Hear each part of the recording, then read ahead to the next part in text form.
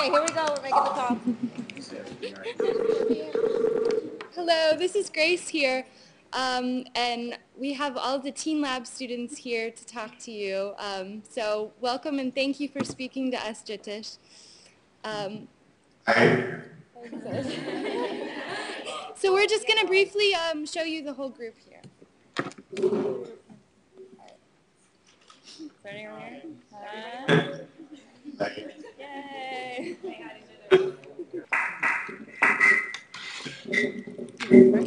Go first. All right. Well, hi, my name is Diana Martinez, and this is Teen Lab. This is Isaac. Yeah, my name is Isaac Brown, and yeah, we about to explain what Teen Lab is about. Okay. Well, Teen Lab is an after-school program in which we all meet 3 times a week here at the Modern Wing, and together we create art projects. And we use the museum as a source to get us, to inspire us in our work, and that's mostly what we do.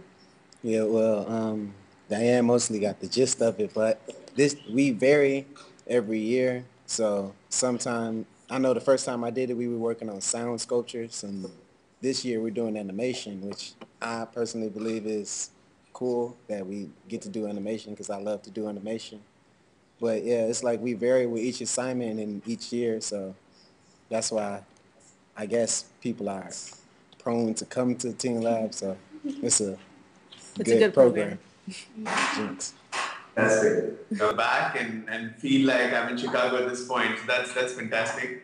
It's 4:40 a.m. India time, so it's pretty dark where I'm sitting, and so it's pretty much the opposite of what you guys are seeing all around you. In terms of public notice, of course, it'd be far more interesting answering your questions, but just to start off a conversation, public notice is part of a series. Now, I didn't think of them as a series when I actually began, working on the first public notice, which is about 7 years ago, which each of these 3 pieces, which are called Public Notice 2, and Public Notice 3, which you just saw, refer to a historical speech. So this was a speech delivered several years ago in the instance of the one that you just saw, 118 years ago, in the very site that you're sitting, but in a context that's extremely important, even for the world that we live in today. And I think it's what's interesting and important with a moment such as the World Parliament of Religions, which Chicago hosted with immense foresight, because this was 1893 in a world very different, to perceive that in the future, for the world to stay together, we might need a cohesion or coming together of beliefs and faiths and religions.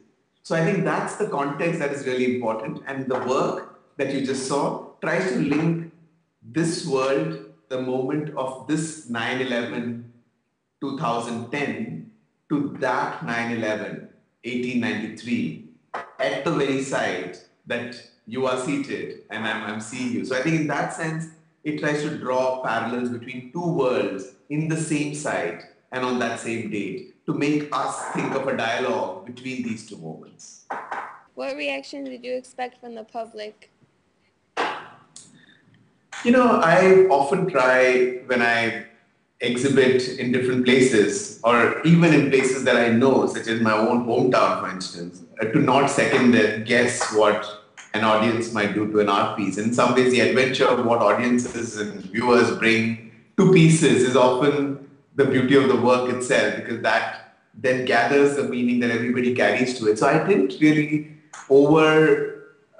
contemplate the response public notice would have had in Chicago, but it was actually wonderful standing up there on the grand staircase and look at the ways in which people would interact with the piece. When did you realize art was the career choice you wanted to pursue? Pretty early, I guess. I mean, I think it was at the age of 16. At the age of 15, in fact, when I chose to go to art school, but that very first year, I had a deep interest in the wider media, whether it's, advertising, billboard, and the way that sort of space, has an immense impact. But I think it was, within a year of entering art school that I realized it's art and not the applied arts that I'm interested in. So at the age of 16, I was pretty clear. Hello, my name is Hi. Morgan. Hi. What is it like being an artist that travels around the world? Uh, you learn to travel and survive jet lag. When you get to the other place, you have to leave the very day. But I think, one really interesting thing is the fact that, it's probably even more interesting to see your artworks travel. I mean, your own journey is really something that you accumulate over time within your own being. But I think it's really when the artworks travel that they tend to kind of carry back to you things that you didn't anticipate the work would do. And I think that to me remains, hugely rewarding. The fact that these pieces, as they travel borders, they shed and gain meaning. I might even add unanticipated meaning. And I think in that process, you become also a viewer to your own work in a very, very different way. I don't know if you have any advice or words of wisdom for the group here as they're thinking about college and possibly applying to art school or going on to careers as professional artists. Just anything about your experience in attending art school in Mumbai, or any other kind of advice you would have for them as they're starting to think about their career path. Wow, and I must confess, I wasn't fully aware that the entire group had a keen interest in pursuing art. I knew that interest in art, but that's fantastic to know that I'm looking at an entire group of potential artists, or an entire group of artists. Why use the word potential? You guys are there already. Yeah. I mean,